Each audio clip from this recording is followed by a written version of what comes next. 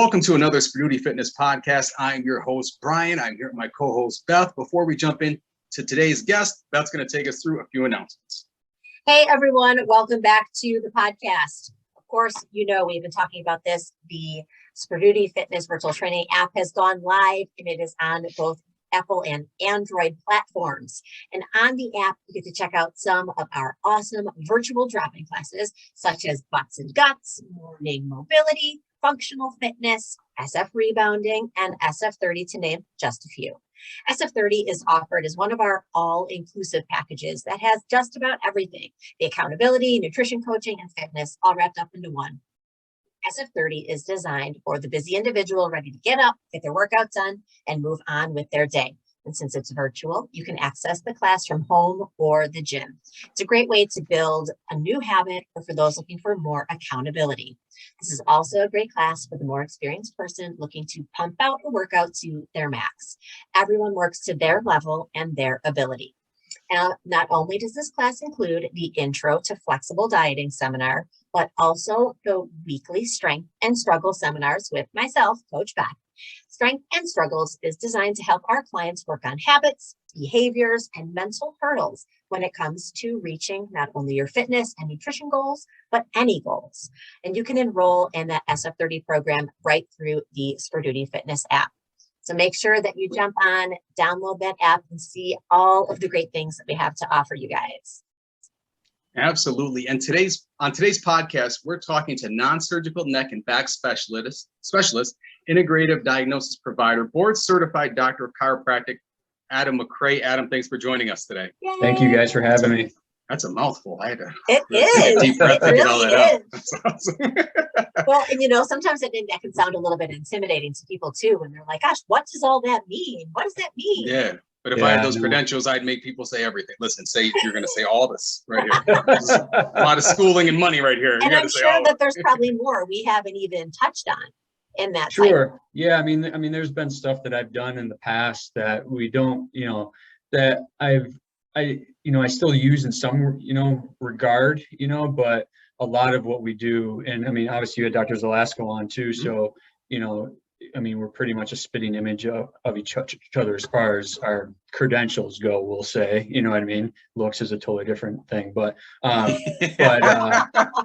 so there's definitely been stuff that I've done over the years, stuff that I've phased in, stuff that's been phased out, but a lot of what I know, especially you, Beth, I know from what you've seen that that's primarily what we do now. So. Yeah, that's awesome. Can you give people a little bit of background about yourself? Sure. Yeah.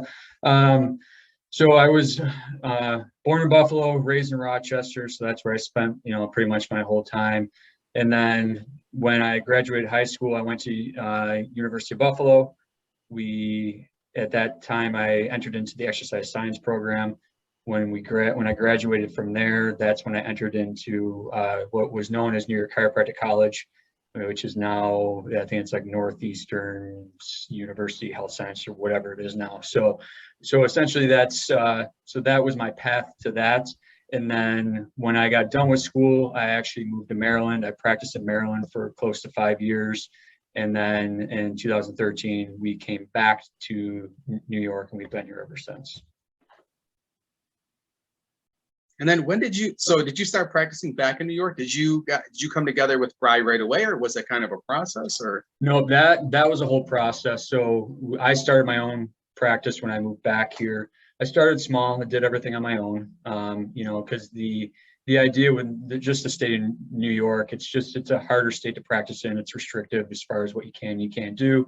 And so I just started small so that if things didn't go the way that I intended them to go, I could go back to Maryland, within a couple of years and just, finally settle, So needless to say, I never went back to Maryland. Everything has been fantastic here. So Dr. Zalasko and I, we didn't form Prime until we did it in the middle, the whole start of that pandemic. So yeah, we were talking about Prime. Yeah, it was a wild time because, we originally set the date of June of 2020. That was our plan.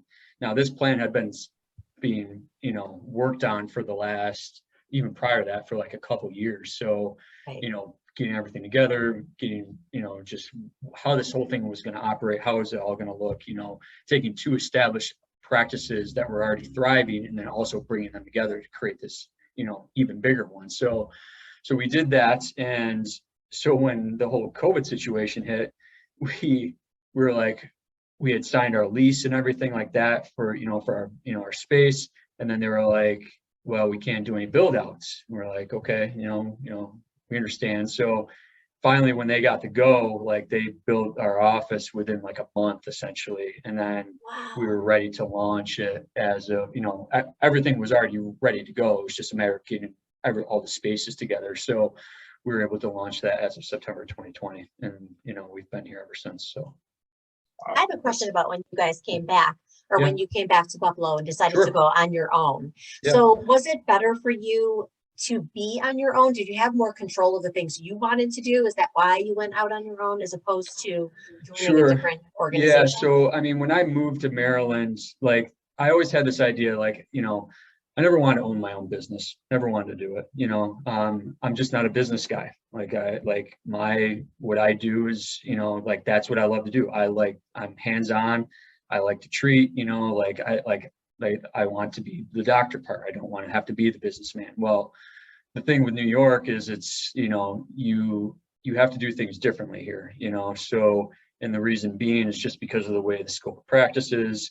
And at the same time too, when you get into like insurance-based stuff, like it becomes even more restrictive, so you're basically being told by somebody behind a desk that has a manual, okay, and says, well, you need to do this with your patients, and it's like, well, you don't really have any idea who this patient is other than their name, date of birth, and what codes did I send to you, so that's kind of how we've become who we've become, and why we do what we do is because that's what's needed in this case. So so to come back to New York, like I had that mindset, like, okay, we're going to have to be different in this regard, and in Maryland, when I was there, I was also practicing as a physical therapist as well, despite the fact that I don't have a PT degree. So the thing with the state of Maryland was I had to have certain scores with board tests, but at the same time too, I had to pass a test for them as well to show my competency as well.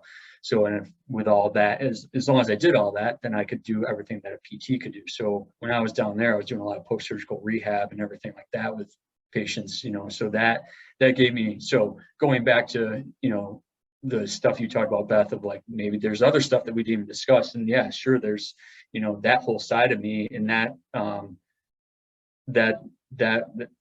that's what made it different in that regard. So when I came back up here, I had a lot of knowledge of different things that I could do, but the problem is because of the way the scope of the law, of the law is state, right? I couldn't really, I wasn't doing that stuff anymore. So, and it's funny because when I first started talking about the group and the organization, Amy, who told me about you guys, was, just the first thing, it's like, oh, there's no insurance. And I was like, I think a lot of people, when they first hear that, that's immediate. Okay, no. Yeah. And, with my daughter being such a high competitive athlete, for me, there really is no ceiling. I'm sure my husband doesn't want to hear that, but there was no ceiling. And I was like, you know what? I didn't feel like it was something that was astronomical. I did not feel like it was something that was out of the picture. And it did not stop us. And I'm so glad that, that's something that I would really like to express to people, is that, and actually I know a few people that after I went and told them about you and your group, they were kind of like, well, I don't know. And now that they've gone, they're like, hands down, I cannot believe I put it off this long. And I said, I know. Yeah. So, I mean, that can definitely be a barrier, and I understand it, and I think it's how you look at it. Yeah. Because like you said, there's those people sitting behind a manual telling you what you should and shouldn't do with that person when you know what you need to do with exactly. That. So for instance, like when I was in Maryland, like we did insurance, you know what I mean? So, so there was one insurance company that every year I had to do a review with, okay? And so they go over like your statistics, like the codes you use, that you most commonly use, and like how you compare it to the national average. Well, this is what really nailed it on the head for me at one point. So So I have, it's a peer-to-peer review. So I was doing it with another chiropractor, and actually I know her name still to this day. Her name was Elizabeth. So, and I'll never forget the conversation because she told me that I was doing too much exercise with people. Let's just let that sit for a second and ruminate. So I was like, I'm like, okay, well, that's pretty interesting given like how the whole like health paradigm is changing, wanting to shift to more of an active, type of care, like getting patients away from passive stuff. And she's like, yeah, but you're above the national average. She's like, you need to do less. And at that point, I'm like, I'm gonna go off on a tangent here, but I'm like, I'm like, damn well that what I'm doing, okay, and given my statistics, like you see all this stuff, okay, so you know that my statistics are better and my outcomes are better than the national average and all that stuff, and she's like, she wouldn't say yes because it was a recorded line, and of course, you're working for an insurance company and all this stuff, so she didn't want to admit to it, so I kept digging, and at one point I was like, I'm like, I'm right on this, correct? And she was silent, and then not so many words, she kind of admitted to the fact that, yeah, look, I understand, like you're doing the right thing, but here's the problem is like I work for this company, so that's where it really set in, and like that conversation was 10 years ago, and I still remember it to this day, so the fact that you have somebody behind a desk that has no idea what your true condition is, and it's only based on the diagnosis codes that I give you, okay? And part of that, in some cases, some of those codes, they're not detailed enough, and if I want to get detailed enough, I got to have 10 codes, but I can't submit 10 codes, so Yes. So insurance in some cases is a barrier to getting into us, but at the same time too, what I will say is like, if you're investing in us, okay, like I'm going to do everything possible to invest back in you. And I know you've seen that in us, and it's one of those things where it's like, I'm going to give you everything I got, no matter what it takes, and if it means, it's going to come to blood, sweat, and tears, so be it. Like, we'll do it. You know what I mean? And so basically, like I'll put your money where my mouth is at this point. Yeah, and it Is what shows. it comes down to. And it shows, and I think that the more people start to realize that, it's just growing. I mean, I feel that you guys have a fantastic organization, a fantastic group over there. I can't believe the amount of people that I now know that are now coming to you guys. They're like coming out of the woodwork. I laugh, I chuckle, I shared some information, and people I haven't seen, they're like, oh yeah, we go there. I go there. Yeah. It becomes funny because at one point it's like, I never thought being in this, practically 15 years now that, you start looking at the people that you see, and it's like, all of a sudden it's like mothers, fathers, grandparents, kids, aunts, uncles, and it just keeps going down the line, and it's just fun to see that reputation build. But at the same time too, it shows us as a group, like that the work that and the time that we put in, because like, yeah, we have all this, wording behind our name, but at the same time, it's like, that took a lot to get to where it is, and like, I could care less about the credentials behind my name, it's more or less like, does what I do for work, am I proving that point, and are people getting better, and is it sustainable in the long term? You know what I mean? Like, that's the big thing. Right. It's not, it's not like, okay, I need you to come in this week, and then I need you to come in for the next week, or, each week for the next 6 months, you know what I mean? Right. Like we don't want that. We want to see that, right. Okay, Yes. we don't have to see it for 3, 6, 12 months, whatever it is, you know what I mean? So it's just getting to that point. So what piqued your interest in chiropractic care? Or did you have a mentor? Did you have a sports background? Something that really brought you into the field? Nothing brought me into the field. Like my goal originally was I was heading towards cardiology. Like that was my ultimate goal. My background in like healthcare was more or less based on family situations. Like I had a mother who was, chronically ill, and it was one of those things where it's like you see the system continue to fail somebody over and over, and it was So like for that, like, you know, it kept like, that's what pushed me to go to a higher level itself.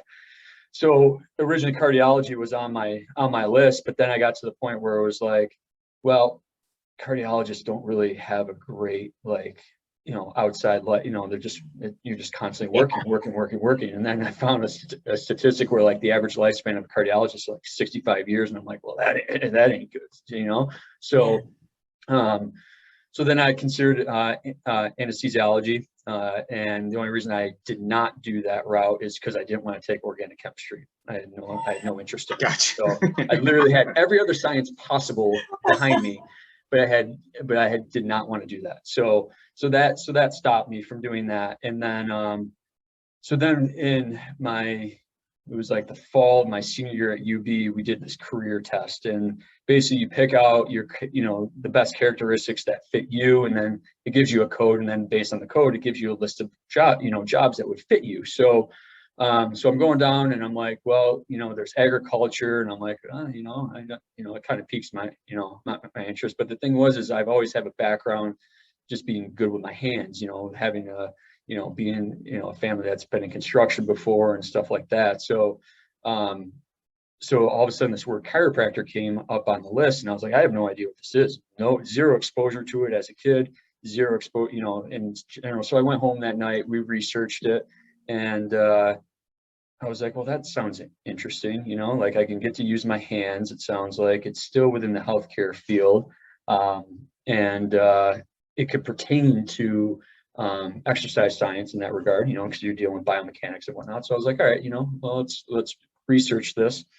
So we did that, and then shadowed some people, and then literally within the fall of 2005, I went into school, and here we are. That's awesome. That's really cool. Did you play sports throughout school? Yep. Sports, I played football, I did track, and then outside of school, because we didn't have a team in school, I played box lacrosse.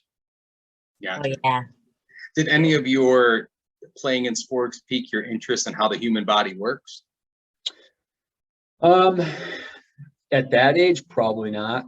Looking back at it now, yeah, like right, seeing all that stuff. But when we were that young, at least my experiences, it didn't really pique me in that regard. But I've always had this keen thing for healthcare, like always. Gotcha. It's like I've always had that. So, and then when I was at UB, and then we started learning biomechanics and stuff like that, like that's where it got cool, because it was like, all right, this is how things are really working from a mechanical side, and especially having more of a mechanical mind in that case, that's where it all kind of spawned from there. Yeah, as I was just asking, because nowadays it seems like when I played sports, you just approached it and played, to now where now at such a young age, they're just bringing in so many different methods to sports. It's wild how it's developed so much through the years, things that they're doing now. I never did. We never knew about. Same here. Yeah, same here. Like none of that like sports performance stuff was around, I think more of that has spawned because you see more specialization in sports now. Yes. Which is in my opinion is not a great thing for kids, because we're seeing more injuries at a younger age now than we ever have, and a lot of that's just because of overuse, So and that's going to be interesting, the studies on that going forward, like 10, 20 years from now, and how maybe specialization and trying to get that edge at such a young age maybe wasn't the greatest idea. And some of that science is already out there, but like you said, like what's it going to be 20 years from now, like that impactful data and how much more they're going to have at that time, that's going to be huge, It's really interesting. It's, and you almost wonder, like, you want to put that education in the parents' hands, because the parents don't know, they think, I just want my kid to be great. I want them to be so athletic. I want them to do this. I want them to be the best they can be. Let's just keep going. And myself now, the things I know now that I wish I knew then. And that's half the battle too. Like, I've had conversations with parents, and they quite frankly, some of them don't want to hear it. And it's like, well, you're either going to listen, or your kid's going to be here for a while, and you're going to create a long-term problem for them, you know? Yeah. Absolutely. So, Yeah, because you got to remember, we're not too far removed from you squat till you either drop or throw up. And it's like, if I can look back and go, maybe if we control that volume a bit more, you'd be recovered and wouldn't have bad knees. Like, you know what I mean? It changes so much, you know? Oh, absolutely. Yeah. It's amazing, you know. Now it's like, all right, just no, you should feel like you have a few left in the tank. You should be able to walk to your car. You should be throwing up on the way to your car. Yeah. You're okay. You know what I mean? Yeah. When you talked about restrictions, like with Maryland being less restrictive than New York, was that more of an approach to treatment, or was it more of an, well, I guess it would kind of be both, the approach to treatment on the scope, because you said you were able to do some physical therapy in Maryland, both, and it was the insurance as well. Yeah, it's both. It's all both. So like Maryland was pretty wide open. I mean, like we had a really good scope. You know, you didn't necessarily have to always relate things back to the spine. So I feel like if you have like an actual true foot problem, like in Maryland, you know, if I was in Maryland, you came in with like an actual true foot problem, I didn't have to somehow relate it back to your spine and say that your spine caused your foot problem. Gotcha. I see what you're saying. So, I see what you're saying. You know, so the scope in some states is just more updated, whereas the scope in New York hasn't been updated since the 50s. Really? Yeah. Wow. And the problem is you have two organizations in the state, okay, that bicker back and forth, okay, as to how the scope should be written, because you know, we can go into the whole, like, you know, straight chiropractors versus, you know, diverse chiropractors, you know, and straight, where it's, you know, the straight people or, you know, providers would be like, well, you know, all you have to do is adjust the spine and all your problems go away, you know. Whereas I can disprove that day in and day out that that's not the case. Yeah. You know? So, and then you have the other side where it's like, well, we want to open up the scope to allow us to do other things, so we don't necessarily have to base it on archaic, language in this case, and everyone can still do what they want. But it's just this, quite frankly, it's just a pissing match. So, you know, that nobody's willing to let down. I mean, they say they're working on it. They say they've been working on it for the last 5-6 years and still hasn't come to fruition. So, you know, we manage as, you know, as best we can. So, and then, yeah, when it comes to an insurance company, like in this state, like you're only well, I shouldn't say just in the state, but specifically in the Western New York region, like you can only technically bill for true, like actual spinal manipulation itself. So that traditional form, you know. Gotcha. All right. So, but if you're doing a non-traditional form of manipulation, then it's not considered under that same thing, you know, even though you're accomplishing the same thing. Wow. Yeah. It's just the fact that the scope needs to change. And until the scope changes, then no insurance company is going to change either, which therefore means they're not going to pick up on other things that people are willing and capable of doing. So when you came back to New York, because you have such a wide variety of education and approaches, did you feel like that your scope was very narrow coming back? It got narrower. Yeah, it got narrower. You know what I mean? So, and it's not to say that we still don't do extremity stuff, because we still do a lot of that. I mean, a ton of it actually. So it's just the way you got to lay it out and document it is just different, we'll say. Wow. Yeah, that's kind of does a disservice to you and the patient, because you're like, no, more. I can.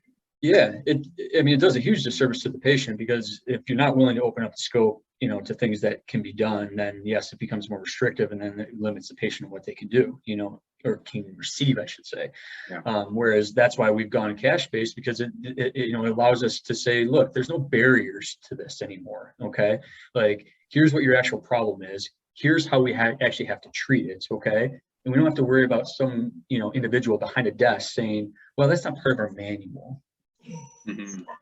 No, I see. I get it. Like it's just it eliminates the whole flow chart idea. Okay. It's like, look, you have this problem. This is what you need. This is what you deserve to have. Okay. This is how we're going to treat this. Okay. And then there's no barrier to it.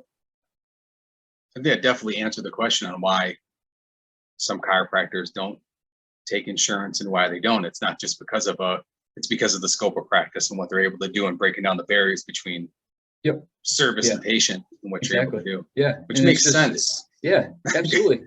Yeah. So essentially that's why we've eliminated that barrier, is because of that. So that way people can get, what they need without having to worry about, well, is my insurance going to cover this or not? It's like, well, we don't have to worry about that. Like, this is what, this is what we have to do. This is how it's going to work. This is how long it's going to potentially take to do it. And you're going to get better faster by doing it this way than you are under that system. Plain and simple. Yeah, that's very refreshing to hear the approach, because I know, there was a time where chiropractors back in the day was very much like, quick adjustment. It must have been great because it was loud. All right, you're all set, leave. Yeah. Right? Yeah. You know what I mean? And then it was like, so how'd you feel? Yeah. Well, I Yeah. think it felt good. Yeah. Hey, sounded loud. I feel great. Right? Yeah. That adjustment was loud. I must be doing good. Yeah. Yeah. And then, but then you look at some of the science on that, and it's like, well, some of that may just physically be here than it is actually in what it did, and some of that becomes, you start thinking about this too, is like if that's all you're allowed to do under the insurance system is that full traditional form, like I liken this to the fact of, like, if someone has a herniated disc, okay, like why would you do that? Okay, especially if the disc is compressed already. Okay, you have poor mobility in the spine. The disc is now being compressed. Now it's actually herniated. Now you're going to take that compressed disc and you're going to put a high intensity force through it. Okay, it's like taking a jelly donut, squishing it in your hands, okay, and not letting the jelly come out, and then giving it a quick twist. Okay, like it's probably not going to hold up so well, is it? Yeah. No, it's No. not. I mean, just in the last year, at least from my patient side of things, I don't know about Zelasco itself, but like I've had 3 young individuals be referred to me by a local neurosurgeon because these people have had herniations post manipulation. Wow. Really? And one of these individuals is in her early 20s. And that's, this is a life-sustaining problem. Like, it's not like that, so it's like, so now it becomes the question is like, how safe is it truly? And I know there's probably some people that are listening are this is going to open a huge fire, and backlash, but just go back to the fact of just basic mechanics. If that thing can't move appropriately and it can't, decompress itself, and you're sitting there while it's compressed and you're torquing on that and especially at a high intensity. Unfortunately, I agree. I love how much I've learned just by watching Dr. Zelasco work with my daughter. I mean, like unbelievable things that we've learned, and I want to be able to pass that on to her, and I want her to be able to pass it on to her friends, and just because they're all athletes, and just to be just to break away from that small bubble that people find themselves in when they think about chiropractic care. And how would you know? That's the thing. Well, that's the thing, because I actually had this conversation with somebody earlier because she wants her cousin to come see me, but he's like, well, I already see a chiropractor. I know. I'm like, and that's the thing. It's like that. Like that's the thing that we can't get rid of, is because yes, we are chiropractors, but here's the thing: is like the way we practice is a non-traditional form. You know what I mean? So it becomes one of those things that as soon as somebody puts that name to us, it's like, well, I already have a guy. Like I already do that. You know what I mean? Yeah. So how different can they truly be than my guy? So that becomes that goes back to another barrier, so that definitely becomes an issue as well. But at the same time too, like I think what's gotten lost, and this is kind of the nerding out part on my end, is like, we love it. We love nerding out. We we've lost the whole concept of like basic biomechanics of how the body works, So as you guys know, like we're a heavily soft tissue based, group, and it's only because when you go back to the basic biomechanics of the body, it's like if we strip a joint of all of its muscles, okay, how does that joint move? Right. It can't. It physically can't. Okay. So if you're just sitting there cranking on a joint and manipulating the joint itself, okay, you can do that in 20 minutes again. It's gonna be the same way, okay, unless you fix the soft tissue around it. And if you don't fix the soft tissue around it, like you're never gonna like that's not going to improve, you know? So it goes back to the same thing with the disc, you know, thing that I just mentioned. Like if your lumbar spine can't flex, okay, I don't care how many times you crank on that and, you know, and adjust it in a traditional form, like it's, that mobility is not going to change. It's only going to, at best, going to be, you know, a temporary improvement in your pain, you know, a reflexive change maybe in your mobility, okay? Whereas like when you change the actual soft tissue around that and, you know, eliminate what we call muscle adhesion around that joint itself, like you're looking at sustainable change long term, not just a couple days, not just, you know, a week. Like we're looking at weeks to months on end of change, you know, and staying that way. And this That's kind of leads awesome. me- Oh, Yeah, real quick, go ahead, that's awesome Brian, because that's awesome that you explained it that way, because that's the same thing Bryce said to me years ago when I went to see him for the first time ever. I was looking for a chiropractor at the time. At the time, the person I was going to, I felt it was very much, this was years ago, adjust, leave, adjust, leave, adjust. Like I'd go in, get adjusted. It sounded good, and I would leave.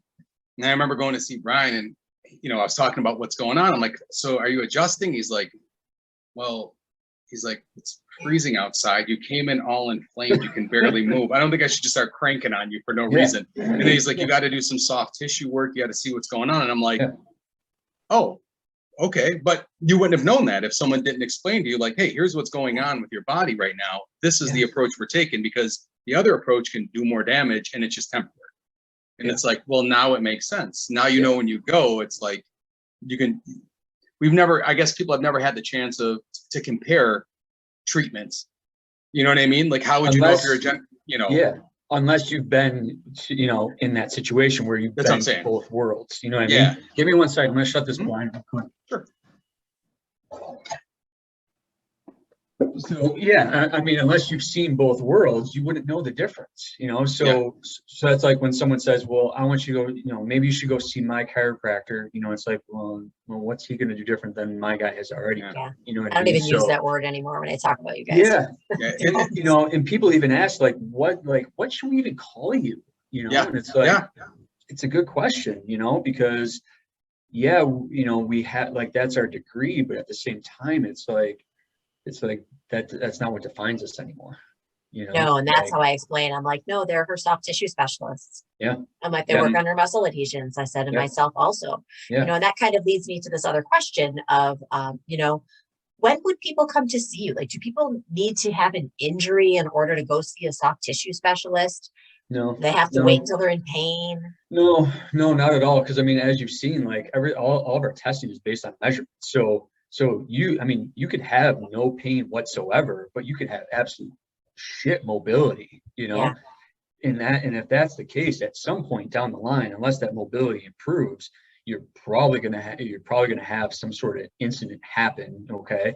And it's gonna cause some sort of progressive overload on that joint or that tissue, and eventually it's gonna fail, you know. And then definitely be considered maintenance. Well, at that point, preventative maintenance, like preventative. Correct.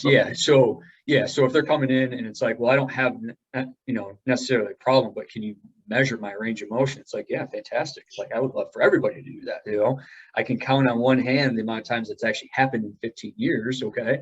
It's usually always pain-based, just because that's what everybody's so used to. It's not, oh, maybe I should get ahead of this thing. Go you know? Until You know, so it's like, oh yeah, I'm lifting 5 days a week, you know, then I'm running, you know, I'm also training for a marathon at the same time, but it's like, I have no problem, but it's, you know, but at that time, if you're doing so much repetitive stuff over time, eventually it's going to add up, and you will have an injury at some point because it's going to fail. Do you think people going forward, because we're all becoming, it seems like, I guess in our field, I don't know, I'm around people in our field all the time, so becoming more aware of preventative treatments, that they'll start to almost look at coming to you as more of a, like, part of a preventative team to make sure everything's going well before something fails, and you understand what I'm saying? And they have I do. I'd like to see that more, but I don't think I think the way society is so ingrained into pain-based, you know, I think it's gonna take a huge movement in order for that mindset to change, you know. I see that more for, you know, people who are former athletes or maybe even still athletes, where they're doing that themselves, like, you know, especially like powerlifting guys that I treat, and some of them who are still competing at this point. And even some, we still have some professional athletes that still come through, every now and then and whatnot, but that's where I see it the most, but for your average, desk jockey, no, I think that at that point, it takes a point of like becoming injured or having a problem that takes them to come in, You think not somebody, not someone who sits in front of a computer for 7 hours a day and thinking, man, you know what, I don't have any problems, but there's no need to have this. But what I would like to see is that kind of person, if they're doing that day in and day out, actually be here, okay, to actually take care of the problem. Agreed. What could be a problem that's starting to build at some point, and especially, and we've seen that just because as we become a computer dominant society with, with how we work, I mean, you're seeing way more upper back and neck problems than ever before. And even with with cell phones and stuff like that, but even with lower back pain too. So because you're sitting all damn day.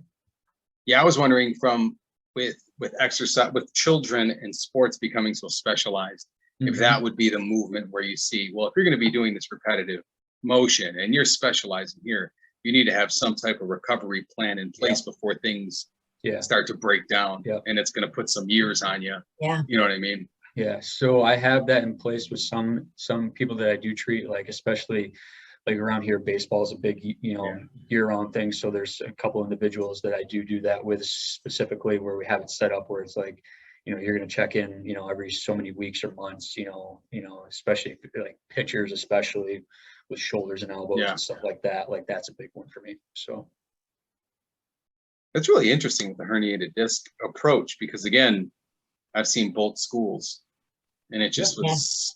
And don't get me wrong. I mean, there are research to show that spinal manipulation does improve back pain in an acute situation. But if somebody has a chronic disc problem, I don't care how many times you adjust them, unless that disc becomes decompressed, okay?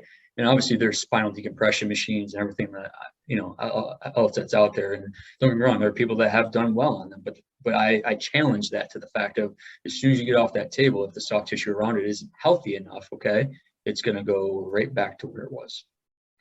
And how would you get that tissue healthy? Like, what is there like the methods in which we employ? Yeah. So, and I know Dr. Zalaska kind of touched on this when you had him on, but there's 3 ways in which we do it. Okay. So there's one, which is called manual adhesion release. Okay. 2, there's instrument adhesion release. Okay. And both of these were on the birthplace, came off the birthplace of active release technique and Graston technique. Okay. Gotcha. Which is how integrative diagnosis became spawned essentially. So, and then now, we've introduced acoustic wave technology or shockwave therapy to the office as well, because when COVID happens, there was the guy who essentially was training us, our mentor in that case, he dove back into some of the research on shockwave therapy and started finding that there was some crisscross in between what we were doing with our hands and what the research was also saying too. So we started basically testing the theory, and then we were part of, Dr. Zalaska and I were part of the first pilot program for that as well. And so that's where we started testing, started learning the whole process of how to apply this technology to what we already do with our hands, and how it actually can be even more better, even more thorough than what we're doing with our hands. So, and it even goes further now to the fact that this type of technology can also get into tissue regeneration. Oh man, it's pretty neat. It's pretty neat. It's wild. Talk to me. That is really cool. Really, so it's pretty wild. Now there are studies that are out there that have done this. Now most of them have done on rat models, because you can't damage human tissue in studies in order to do this. But what they did is they took the spinal discs of rats, okay, and they actually stained them, okay, when they were healthy, okay, and then what they did is then they damaged the disc, okay, stained it again, and saw an infiltration of what they call senescent cells, which are actually the degenerative cells that are in our body that causes our tissues to degrade, okay. And then what they did is then they applied shockwave technology to this, okay, restained it, and I'd have to go back and look at the research. I can't remember if they redid it 3 months or 6 months out. So, and they saw a drop within the senescent cells. Really? So now what also happens too, that's really sweet about this, So cool. is our body naturally creates stem cells every 11 days, okay? Like it upcycles, okay? So every 11 days, it starts to peak and stem cell production occurs. So now when you start looking at some of the science and you start putting this together, it's like, okay, you're getting rid of senescent cells, okay, which is the problem why stem cell injections don't necessarily work all the time for people, is because there's too much degenerative cells in that tissue in order for the stem cells to take seat, right? So now it's like, okay, you break down degenerative cells using acoustic wave technology, and then in turn, your body creates new stem cells, and now that can essentially insert to where that degenerative cell was. Now you're getting into tissue regeneration. Mind blown, right, Brian? Yeah. Boom. I'm on my way over. like it's So it's good. just it's So like good. for us, like, you know, because That's awesome. we were thinking like, okay, like we've known about shockwave for a long time, you know, it's been around since the 80s, you know, it was initially approved for doing plantar fasciitis and tennis elbow. Okay, so but at the same time too, it's like there's been studies that have been done and it's buried, you know, and then there's studies that are being done where people are talking about the same thing, but they're not crisscrossing their own data, you know.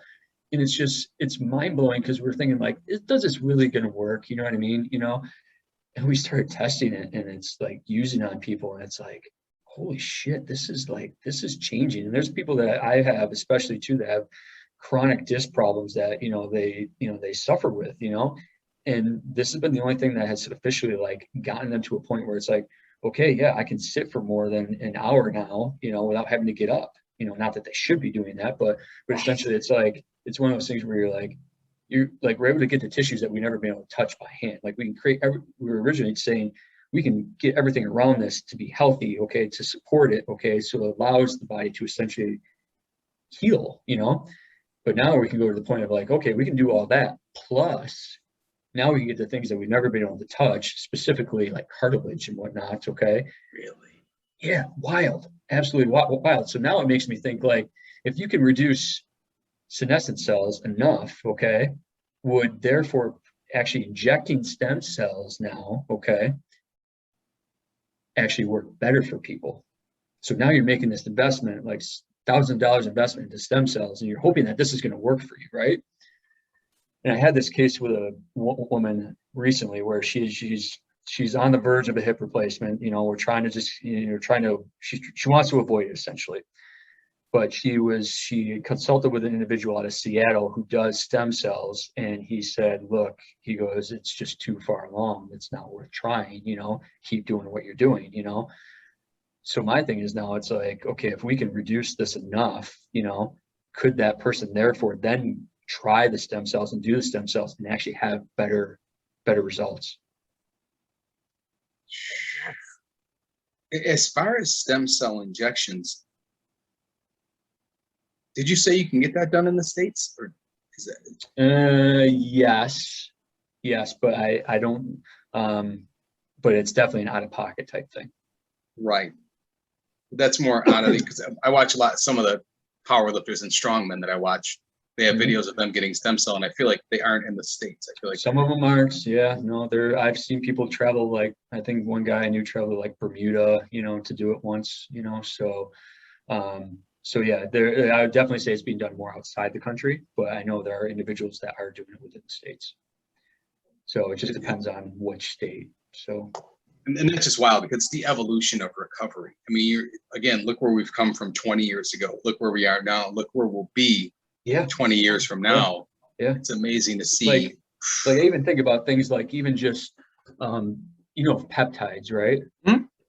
Yeah. Like I even think just peptides themselves. Yeah. Like with same kind of concept, you know, like could introducing peptides into people, you know, specific peptides, mind you, okay, could that also have the same similar effect? And now it's not even just injectable peptides, but you can also ingest them too. Yeah. You know, which also gives you a whole, which goes to the whole whole body type situation. Wow. I know and don't get me wrong, like even this is still new for us. You know what I mean? We're still learning just as much as everybody else, but at the same time too, like I said, this takes things to a whole nother realm, of things like being able to treat certain tissues that have never been able to be treated specifically from a conservative manner without injecting a needle into it. How do we get this out to the masses, like. In your opinion, how far away are we from seeing that fully? Like what's your like the total, like you're researching and applying now and seeing, when do you think this will become more of a mainstream thing? That's hard to say. Is there anyone else? I mean, you two are like. Yeah, there are other. There are other individuals in the area that are doing shockwave therapy, but the problem that this comes down to is like, I can give anybody a shockwave machine and you can apply it to a painful area, okay? But the problem it becomes is like, do you actually have a proper diagnosis yet? You know what I mean? So like anybody can apply the technology, but the thing is, if you don't have the right diagnosis beforehand, you may at best maybe get a temporary improvements, okay? Or you could actually do more harm than good. So it really comes down to that part. So if you can't get to the correct diagnosis, then it won't matter, in my opinion. For sustainability, I should say. Gotcha. So that's why the term chiropractor doesn't do you justice, because it's much more. It's much more than that. It's way much more. Outside of that term, it's because, and just knowing what's still taught in schools, like you're still teaching some of the old stuff, and you're unwilling to accept, other things that are being done. So like, for example, there was research done through integrative diagnosis, and it was done on specifically the sciatic nerve entrapment. Okay. Mm-hmm. So removing adhesion, and now this was all real-time data. So this was from other colleagues of mine, providers that provided the data. They did all the data, they put it all together, and they showed the results, and it showed that you could reduce sciatic nerve entrapment, okay, significantly by removing adhesion. Okay. And it's basic, you know what I mean? And it was not willing to be accepted because there were certain things that weren't done beforehand, okay, from a research perspective, okay, which technically doesn't even matter, okay. And then in turn, like I even brought it up to a guy, to a former teacher, a guy who loves research, and he totally disregarded it. He was just like, yeah, that's great. Okay. Because where does that come from? Because I think part of the shift is like the whole, I think a lot of the problem is they're shifting the model to a biopsychosocial model, okay, saying that pain is in your head and you don't actually truly have it, like it's not the actual problem, It's like, oh, you have a herniated disc, but your actual problem is actually because of it's up here instead. Wow. Really? Totally other conversation, okay? But it's like, I presented this to this guy, and I'm like, and I even put the lead guy for the research on the email, and he was like, I'm willing to sit down, go over this, and the reason I did this is because this other individual has a big influence, has done a ton of research, and he just totally was just like, okay, great. I didn't care. And I was like, wow, it's like, where did this all go wrong, So it's kind of like, so it also makes me question in the same time too, like even some of the research that we see, like, is that even valid, or is it just because, you're in the boys club and your buddy is the chief editor of XYZ, journal, and all of a sudden now it's like, now you have some notoriety because of him, you know what I mean?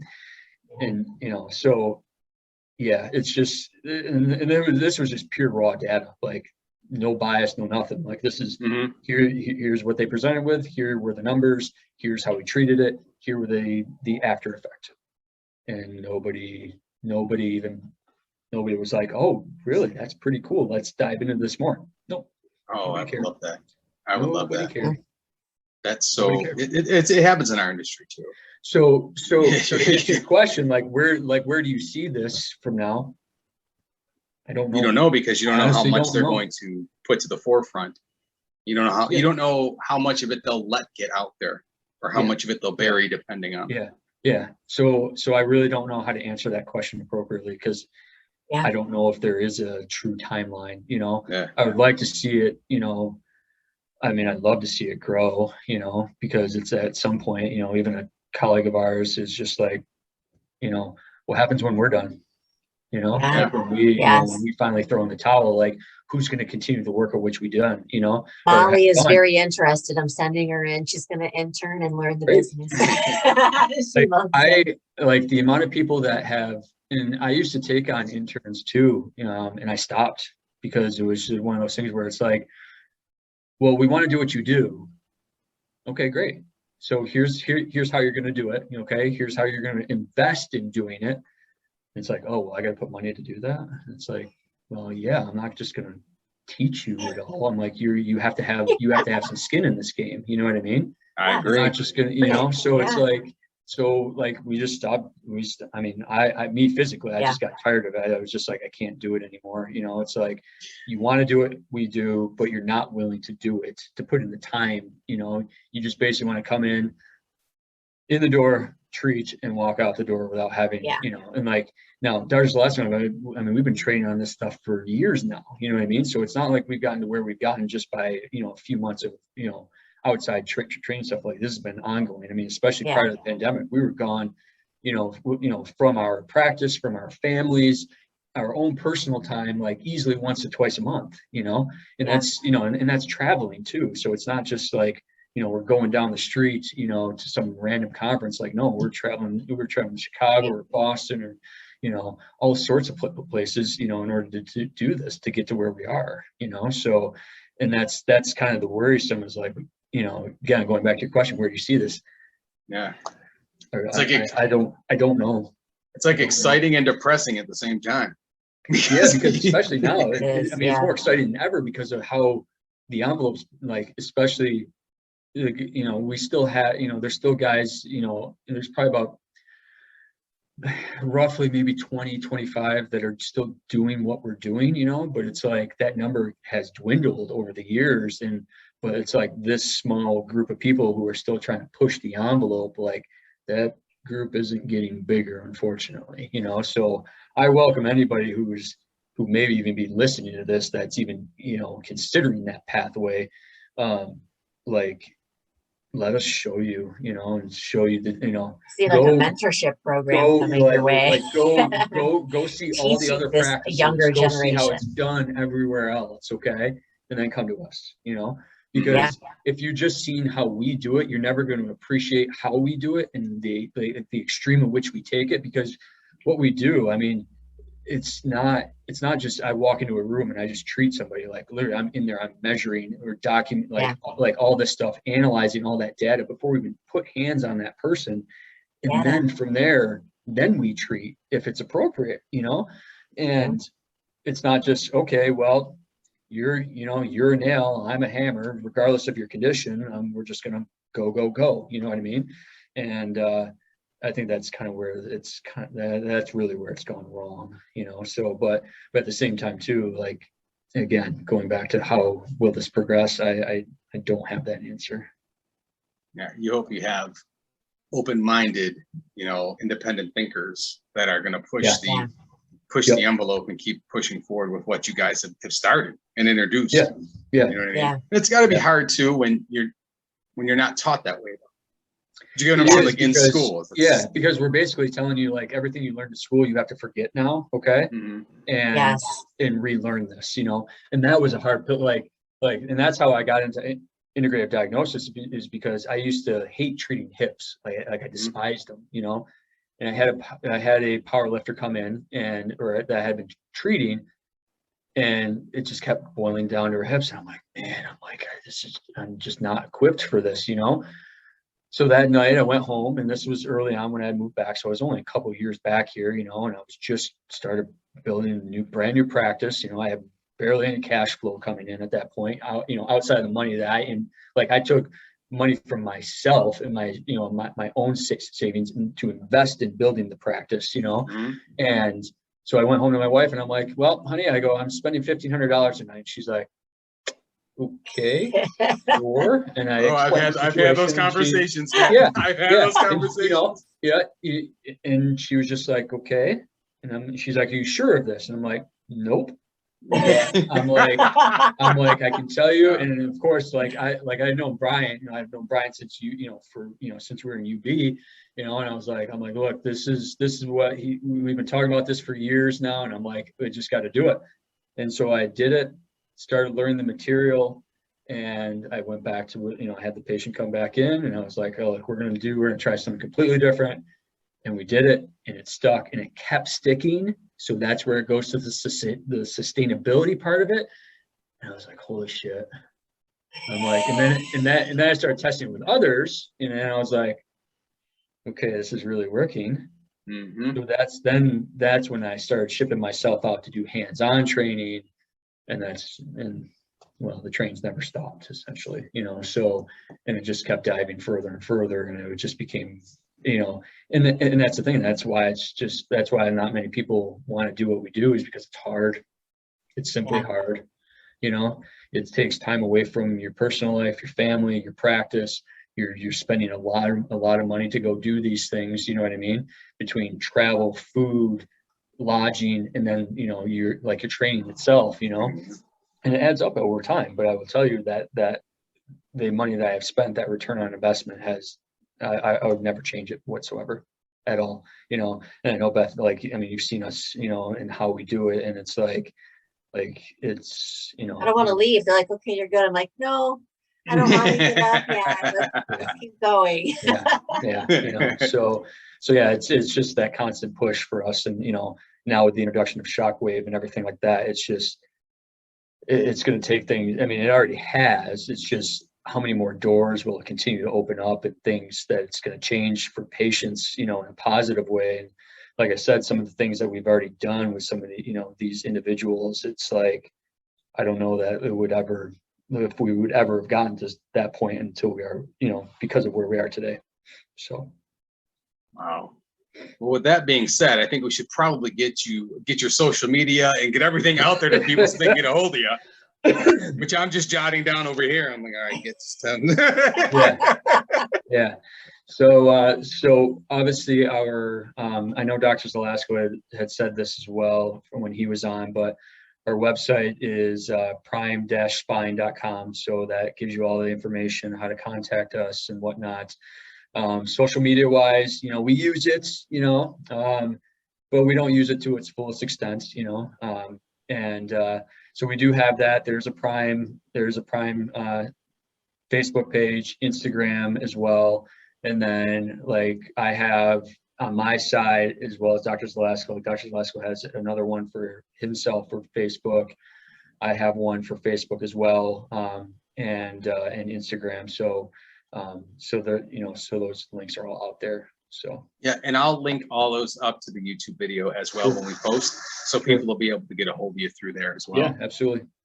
This was probably one of the most informative, in-depth. I could do this for about 4 more hours if I didn't have to jump on another call. We could literally go another hour, you know. It's so cool.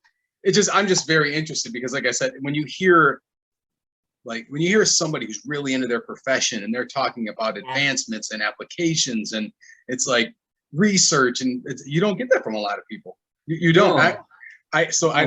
Funny story. So I do like a lot of research on women's health, right? When it comes to like menstrual cycle and follicular phase and luteal phase and testosterone spike and progesterone and estrogen and PCOS and all this stuff, right?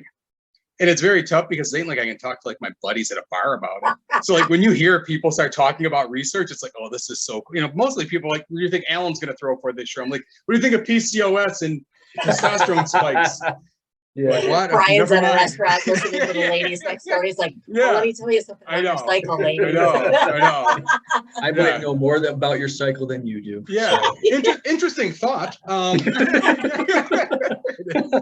But no, it's really cool when you meet people and you start chatting about, because it's so interesting, because like I said, I think this is like, when we look at anything, the progression of treatment, the progression of a lot of things is just so cool.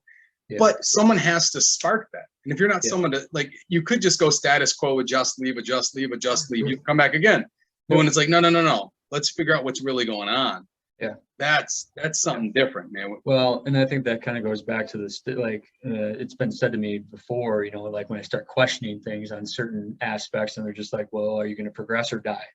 You know, and it's like, you're either going to move the needle, or you're going to stay where you're at, and you're eventually going to get phased out, you know, because the other individual down the road, or, you know, in the next county over, he's going to be, you know, he's going to be way ahead of you at that point. So I always want to be ahead of everybody else. And that's another podcast topic, as far as getting people to appreciate the advancement and the work you're putting into. And in our field, Beth and I talk about this a lot. It's exercise and entertainment based. So you have to be exertainment at the same time, which is kind of rough. Yeah, it's kind of rough, because I'm so Charlie Brown's teacher. Like, I can just sit there and Bueller, and I'm like, okay, like, so I'm kind of boring. But it is interesting, man. This has been such an awesome. We got to have you on again. Like, we can do more. We can do more.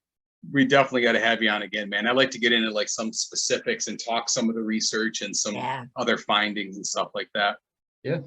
I mean, you can even do it with both of us at the same time. That'd be awesome. Spark it all at once, you know. So, but yeah, we sit there with our popcorn, me and Brian, like, let's honestly go. We could do Q&A. You know what? We can do a Q&A with the chiropractors and put it out there as that, where people can just do that. It's not going to be called Questions of the Chiropractors, though. We're not. Well, yeah, but I only have so much space on the ads, Beth, so I can't. Like, yeah. You can question of the soft tissue specialist. I know. Blah, blah, blah, blah, blah, blah, blah. Yeah. But no, that would be really cool, man. I appreciate you coming on the podcast. I mean, we really dug deep, and I mean, a lot of things were explained. That a few things I had questions about, and just the way you really explained a lot of things should really clear things up for a lot of people on treatments, insurance, and stuff like that, man. So I really, really appreciate it. I'm going to grab your links and I'm going to attach them. I'll have the YouTube video up within a few days. And I'm also going to break this up too and take some segments out and post as well. Yep. So for myself, Beth, and Adam, we'd like to thank all you guys for tuning in, and we'll catch you guys next podcast. See you guys. Thank you.